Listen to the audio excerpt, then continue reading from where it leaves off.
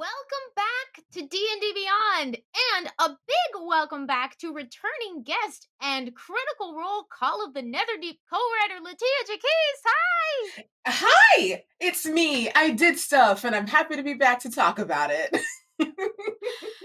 I have been eagerly looking forward to this one since we were able to have you on a little bit ago to talk about DMing and share some amazing insights as you got ready to launch the new season of Rivals of Waterdeep. But at Yes. that time, it was only off on the horizon. It had not yet Mhm. come for us. But now, Mhm. I believe a little book came out last week. It's so shiny. It's so And pretty. there it goes. So first off, how you Yes, feeling? I am I can't believe I'm holding a thing I wrote. I helped write. I contributed to. It's like it's been in my bed because I've been reading it every night, so it's just like on the other side of my bed like, friend. How are those nightmares? Look, every single monster in this adventure is so cuddly. I don't know what any of you are talking about. Imaginary. You're just flashing through so many pictures right now. Uh, I can't wait. So quickly before we will do a little, I will ask you to blurb each of these, but broadly speaking, as a part of the team that put this book together, what were the things that you sort of were most able to sort of leave your mark on in this one? So, I am responsible for all of the nice stuff before it gets horrible. I contributed a lot of the festival games, like the first couple of chapters. I contributed some of the festival games, and I contributed the kind of encounters that you once the journey begins properly. A lot of those encounters, and then I had a hand in developing your kind of midway point between your first point A and point B of the beginning of the book. So yeah, everything that I contributed is nice and happy and wonderful. Is it though? I promise. Well, you may have to fight a couple of things, but nothing that I give you is as bad as what you get later in the book. The we're in the deep end, so to speak, of the adventure. No, that's so exciting. So we have talked a little bit on the channel about some of the stuff that you're going to encounter or places you might go in the earlier parts of this book. But folks should be aware that if you'd like to play this adventure with absolutely no information, you're going to want to save this one for later and come back to soak in these insights from Latia on putting together Exactly. these early chapters. So, uh, Spoilers may abound. We're so sorry, but that's the nature of talking about a thing. turns out it's tough. Okay, tell me a little bit about designing festival games for the start of this adventure. Well, um, when we picked our sections, and horror isn't my thing. I like happy fun times. So I was absolutely aware of like wanting to do these festival games and wanting to just kind of introduce the world that we have created and the city, introducing Jigao with a festival is kind of like the best. I thought one of the best ways to get to know a city, because there's no time like a celebration. And so it kind of, gosh, and this was almost a year, like a little over a year ago. So I wanted to give any character who's playing Netherdeep a chance to show off, you know?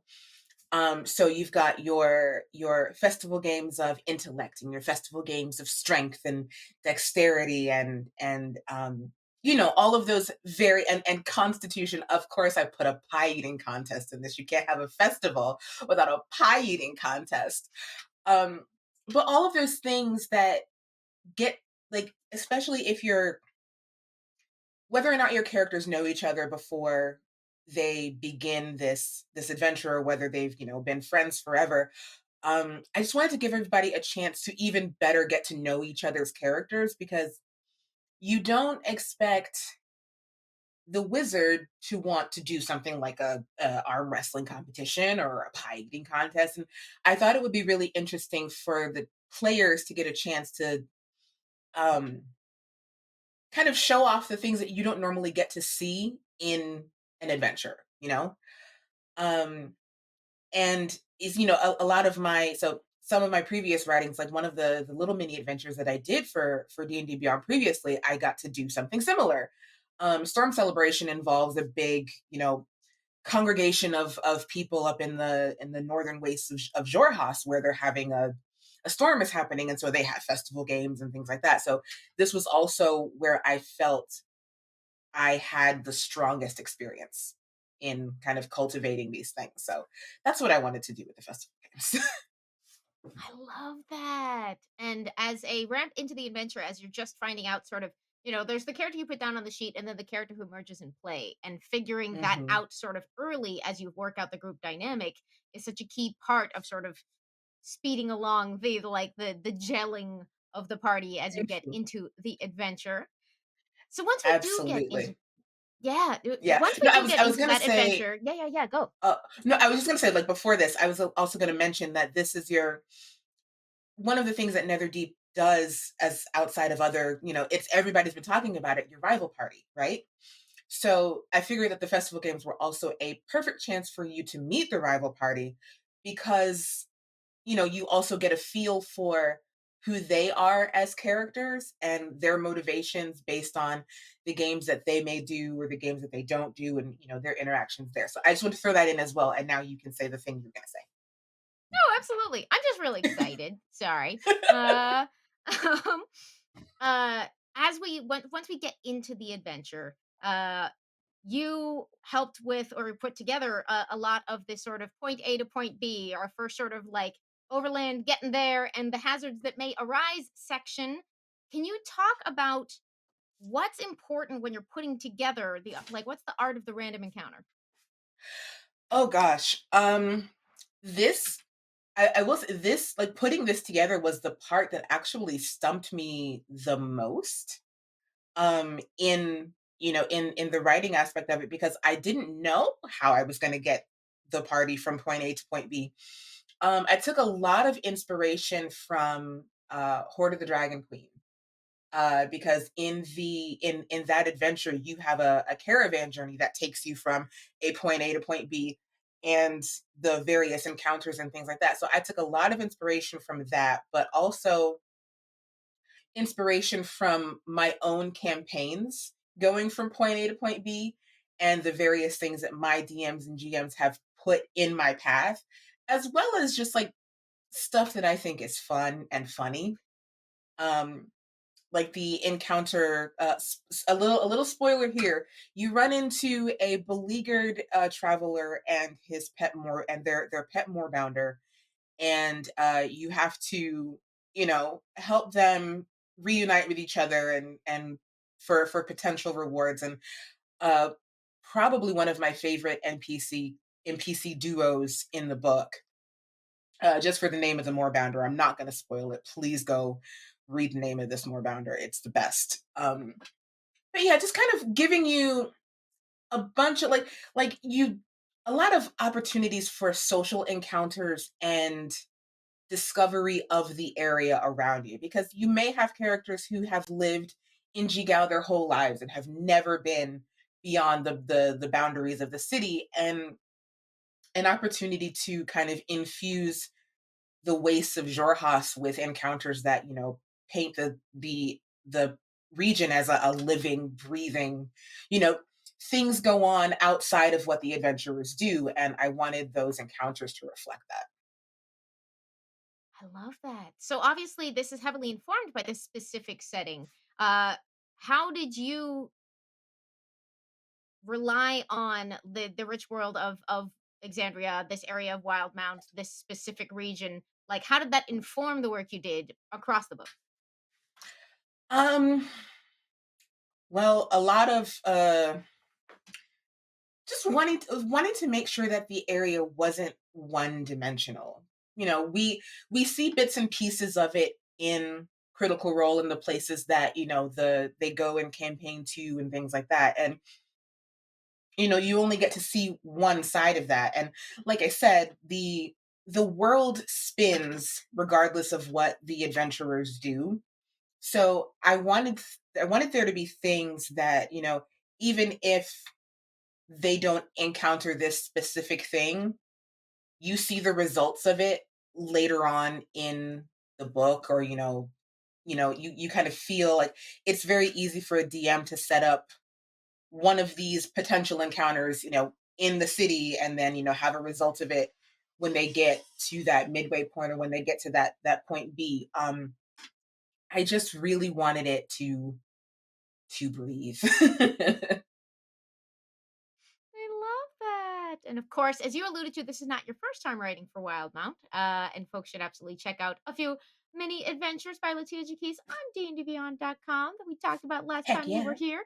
Um, now I it's in a think maybe hardcover. one of them, yeah, well, I think one of them you could probably even use as like a prelude to getting started in Netherdeep. Like, you definitely could do that.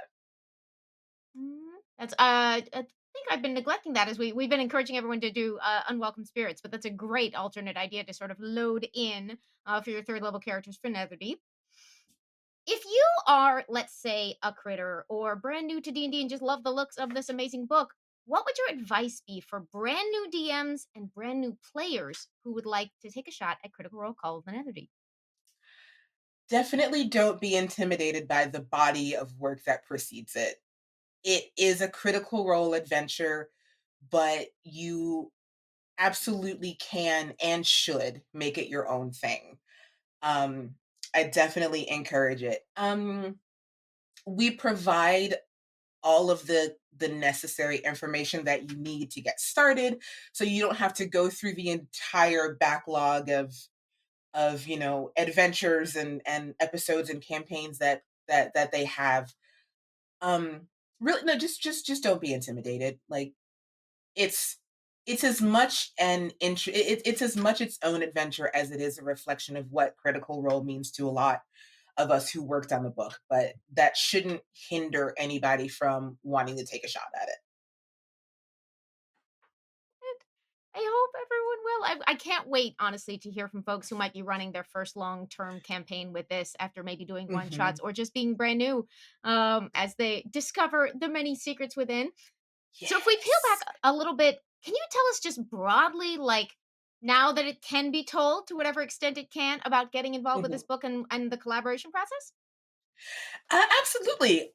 So I was approached in October of 2020 by James Hake, one of the lead writers on this, um to if I wanted to do the thing. And the last time that I had worked with James was when he was with D&D Beyond, working on the mini Wildmount adventures of when we were all waiting for Wildmount to come out. And so, what I don't understand a universe where I would not say no to something like that. Especially getting the opportunity to write for something that is fully responsible for my foray back into D&D, as it is for so many of us.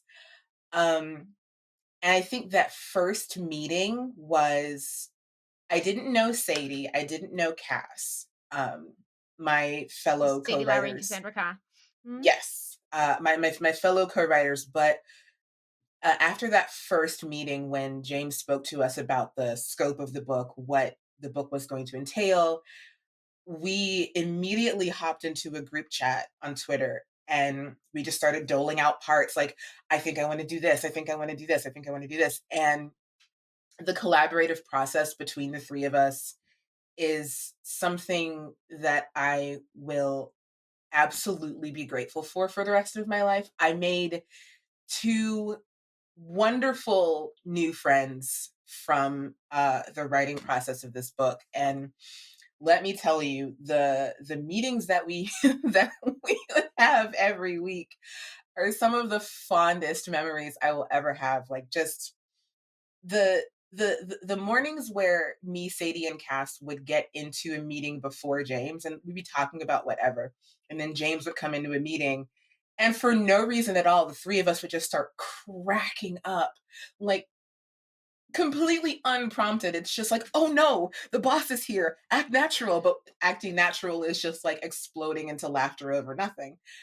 Um, but, we had we it was a several month long period of good moments and bad moments and frustrating moments, and just the care with which everybody took for this book and for each other. I will always be thankful for it. Like, just every moment of I'm about to get emotional. Every moment of working on this book has been like one of the best experiences of my life. Just so happy to have gotten the opportunity to do it. And um, I mentioned I mentioned it when the release date was announced that this book actually got me through a very rough period of my life. Um, the month before, I had just lost my grandfather. Not to get super emotional, it was an expected thing, but like to have something like that to kind of like ground me into, not completely falling into grief, which is ironically a good a good kind of portion of the of the book. Not to be spoilery, but the book kind of does follow that process of what it is to lose yourself fully into an idea that people have forgotten about you, or people don't care about you anymore, just kind of like losing yourself to those intensely negative feelings. And I did not realize that until just now, how much that kind of reflected my own personal experience with the book. So I'm very glad um that I got to do this. Yeah. Thank you for sharing. That's an incredible story, obviously. So Yeah, sorry for no your problem. loss. But Thank you. the It's fine. the strong emotional themes running alongside adventure is, something we turn to Critical Role for all the time, or to our home games, or that, I mean, that this is a thing I return to often when I talk about CR, but one of the things that we all love about it is that all of us who've played home campaigns know how epic it can be, but have always struggled to get other people to see that. And we were like, they did it. Mhm. I mean, they did it with better voices, and like at an extremely polished level. But the They did diamond in the it. middle there, that this is incredible. You get it now. Mhm. So thank you for enabling that experience for people at their home tables with this book. Um, Mhm. and we have some questions. Heck Uh, yeah.